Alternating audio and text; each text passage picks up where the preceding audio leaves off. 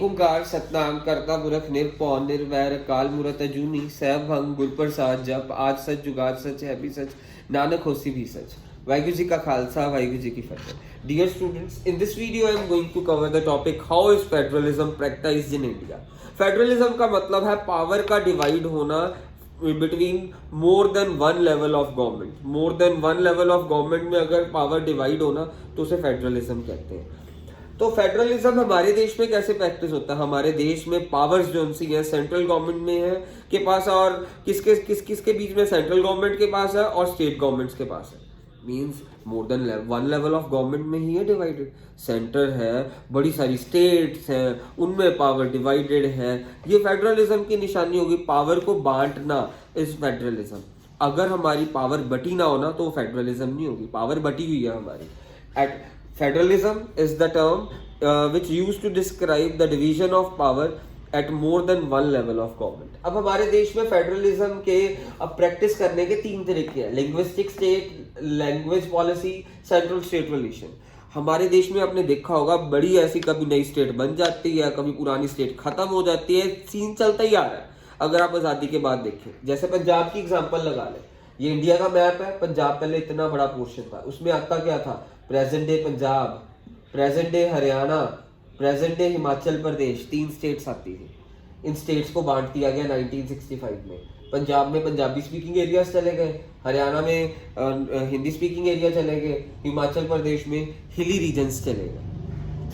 इससे क्या हुआ? पावर और बटी ना, मींस नई स्टेट बनी, मींस पावर और बटी, फेडरलिज्म और प्रैक्टिस हुई।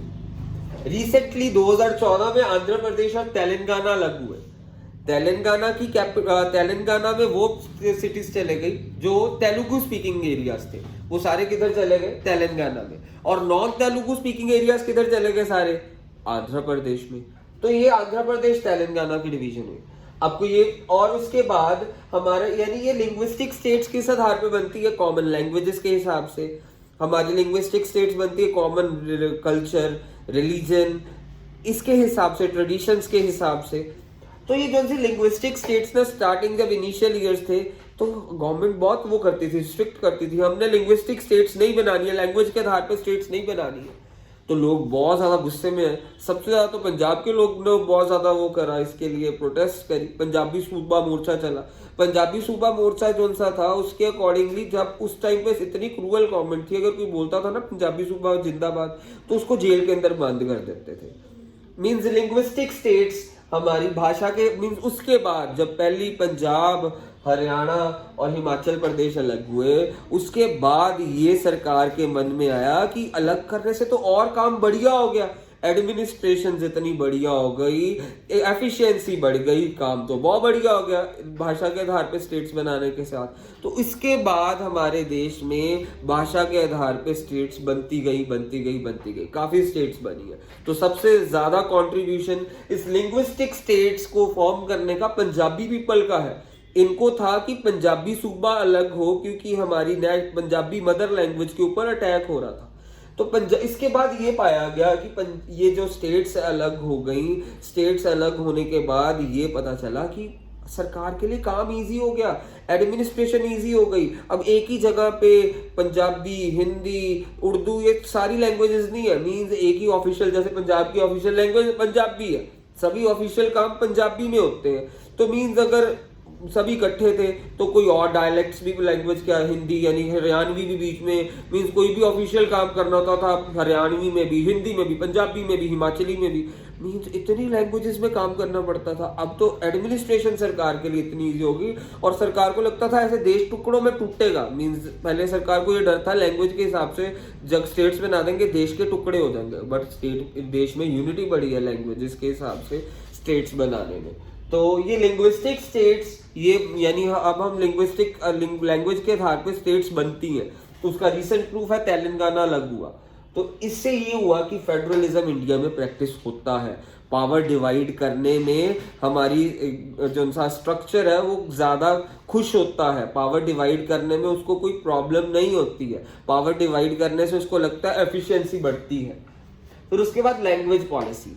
हमारे देश में 40% लोग ही हिंदी बोलते हैं, तो हमारी हिंदी हमारी मातृभाषा नहीं है, नेशनल लैंग्वेज नहीं है। तो हमारी हिंदी नेशनल लैंग्वेज नहीं है। हिंदी नेशनल लैंग्वेज नहीं है क्योंकि सिर्फ 40% लोग ही हिंदी बोलते हैं। हमारी ऑफिशियल लैंग्वेज है Hindi and English. National language Hindi नहीं है, ऑफिशियल लैंग्वेज ही हिंदी का दर्जा दिया। क्योंकि नेशनल लैंग्वेज हिंदी क्यों रखे, 40% लोग तो हिंदी बोलते हैं, बाकी तो नॉन हिंदी लैंग्वेज बोलते हैं। तो नेशनल लैंग्वेज हमारे देश की हिंदी नहीं है, वो हमारी मातृभाषा नहीं है। हमारी ऑफिशियल लैंग्वेज जरूर Hindi and English, 2 official language है। हमारे देश की कोई नेशनल लैंग्वेज नहीं है, ऑफिशियल लैंग्वेज है हिंदी एंड इंग्लिश। और 21 शेड्यूल्ड लैंग्वेज है। शेड्यूल्ड लैंग्वेज वो लैंग्वेज है, अगर हमारे को कोई एग्जाम देना है सेंट्रल गवर्नमेंट का, तो हम किसी भी सेंट्रल गवर्नमेंट के लेवल वाला एग्जाम कोई भी देना हो तो हम किसी भी 21 शेड्यूल्ड लैंग्वेज में से किसी भी लैंग्वेज में एग्जाम दे सकते हैं। उसके अलावा हर स्टेट की अपनी अलग ऑफिशियल लैंग्वेज है। हर स्टेट की अपनी अलग ऑफिशियल लैंग्वेज कैसी है, जैसे हमारे पंजाब की अपनी official language Punjabi and English है। हमारे पंजाब की पंजाबी हिंदी इंग्लिश नहीं है, हमारे पंजाब की ऑफिशियल लैंग्वेज सिर्फ पंजाबी हिंदी है। और उधर से पंजाबी एंड इंग्लिश है पंजाब की, मैंने शायद पंजाबी हिंदी बोल दिया था। हमारे पंजाब की पंजाबी इंग्लिश हिंदी लैंग्वेज है। पूरे इंडिया की अगर हम बात करें, सेंट्रल गवर्नमेंट की अगर दिल्ली में बात करें, तो वहां पे Hindi and English official language है। पंजाब की पंजाबी इंग्लिश है, हरियाणा की हरियाणवी इंग्लिश है। तो ऐसे हमारी ऑफिशियल लैंग्वेजेस है और शेड्यूल लैंग्वेज है, और हमारी कोई नेशनल लैंग्वेज नहीं है। इससे फेडरलिज्म की भावना पैदा होती है।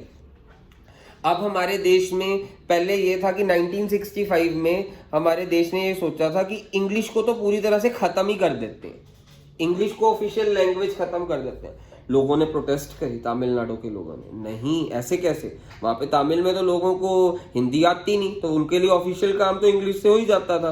तो लोगों ने प्रोटेस्ट करी, तो प्रोटेस्ट में लोग जीत गए, तमिल वाले लोग आराम से जीत गए। फिर उसके बाद सेंट्रल स्टेट रिलेशन आता है। हमारा सेंट्रल स्टेट रिलेशन भी डिटरमाइन करता है कि फेडरलिज्म हमारे देश में कितनी प्रैक्टिस होती है। अब जैसे पहले 1990 से पहले ना क्या होता था, सेंटर में सिर्फ कांग्रेस ही होती थी, यानी नई दिल्ली में कांग्रेस की सरकार होती थी। और जैसे पंजाब में, हरियाणा में अगर तो कांग्रेस की सरकार है तो कोई प्रॉब्लम नहीं है। अगर सेंट्रल में जैसे तो कांग्रेस ही थी 1990 से पहले, तो हमेशा कांग्रेस ही रहती थी। अगर पंजाब में यानी अकालीस की सरकार होती थी, इसको तो वो बाहर फेंक, अपनी पावर्स को, जो यहाँ की प्राइम मिनिस्टर होता था ना सेंटर वाला, अपनी पावर्स का मिसयूज करके ये सरकार को डिसमिस करवा देते थे। इससे फेडरलिज्म बहुत ज्यादा, इसके ऊपर अटैक हो रहा था, फेडरलिज्म के ऊपर, फेडरलिज्म को गोली लग रही थी। अब 1990 के बाद सरकारों में आया कोएलिशन करते हैं। 1990 के बाद किसी को क्लियर मेजॉरिटी नहीं मिलती थी, मींस कांग्रेस क्लियर मेजॉरिटी से नहीं जीतती थी, उसको रीजनल पार्टीज के साथ कोएलेट करना पड़ता था, उनके यानी तलवे चाटने पड़ते थे। बीजेपी को भी रीजनल पार्टीज के साथ कोएलेशन करनी पड़ती थी, तलवे चाटने पड़ते थे कि आओ आओ हमारी पार्टी के साथ जुड़ो, तब जाके उनको मेजॉरिटी मिलती थी। क्लियर मेजॉरिटी किसी पार्टी को मिलनी बंद हो गई 1990 के बाद, यानी रीजनल पार्टीज का भी दौर आ गया। तो बीजेपी को अपने साथ कई रीजनल पार्टीज जोड़नी पड़ती थी, कांग्रेस को अपने साथ बड़ी सारी रीजनल पार्टीज जोड़नी पड़ती थी, तो जाके मेजॉरिटी मिलती थी सेंटर में जाके। तो उसके बाद ये सभी पार्टीज को, कांग्रेस को भी पता चल गया, बीजेपी को भी पता चल गया कि अब वो अपने पावर्स मिसयूज करेंगी स्टेट में, तो वो आगे फ्यूचर में उनको प्रॉब्लम्स आने वाली हैं। तो उन्होंने अपनी पावर्स का मिसयूज करना बंद कर दिया सेंट्रल गवर्नमेंट ने। मीन्स स्टेट गवर्नमेंट को ऑटोनॉमी मिल गई, स्टेट गवर्नमेंट को सिक्योरिटी मिल गई। अब 1990 के बाद ऐसा नहीं हुआ कि स्टेट गवर्नमेंट को डिसमिस करवा दिया हो, सिर्फ एक ही बार डिसमिस हुई है। मोदी ने जम्मू कश्मीर में पीडीपी की सरकार को डिसमिस करवाया है, जो सी अभी रिसेंटली डिसमिस हुई थी, वो उसने अपनी पावर्स का मिसयूज करके, मोदी ने, वो जो सी जम्मू कश्मीर की चीफ मिनिस्टर थी, वो लेडी है, कोई उमर अब्दुल्ला के बाद ही बनी थी, पीडीपी में थी, तो वो उसको डिसमिस करवाया क्योंकि उसने आर्टिकल 370 लेके आना था, तो उसको बेसिकली डिसमिस करवाया उसके पावर्स। मींस ये अगर कोई सेंट्रल मींस अब बेसिकली पर ये देखा गया कि 1990 के बाद सेंटर डिसमिस कम ही करवाती है, बहुत कम, रेयर चांसेस में, जैसे अभी बस एक जम्मू कश्मीर वाला ही सीन हुआ है। उसके अलावा सेंटर कभी भी डिसमिस नहीं करवाती है स्टेट गवर्नमेंट की यानी पार्टीज को। तो इससे क्या, फेडरलिज्म को और बढ़ावा मिल रहा है। मींस अगर सारी जगह कांग्रेस ही रहती तो पावर्स तो किसी में बटी नहीं, अब कहीं कांग्रेस है, कहीं अकाली है, कहीं बीजेपी है, कहीं कुछ है, कोई कुछ है, कहीं पे कोई पार्टी है, कोई बीएसपी है, कोई बसपा है, कुछ कुछ ऐसी पार्टीज है, मीन्स पावर्स बटी हुई है।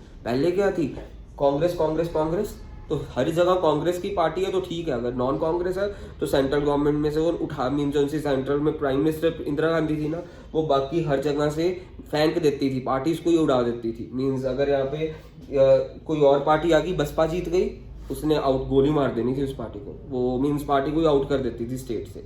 तो सारी पावर्स किस में थी, एक ही पार्टी के पास थी, कांग्रेस के पास। अब पावर्स बट गई, मीन्स अब कहीं कहाँ पे कई पार्टी है, कहाँ पे कई पार्टी है, कहाँ पे कई पार्टी है, मीन्स हर जगह अलग अलग पार्टीज है, पॉलिटिकल पार्टीज, मीन्स पावर्स हर जगह बटी हुई है। ये फेडरलिज्म को ही बढ़ावा दे रही है। अच्छे सेंट्रल स्टेट रिलेशन फेडरलिज्म को ही बढ़ावा देते हैं।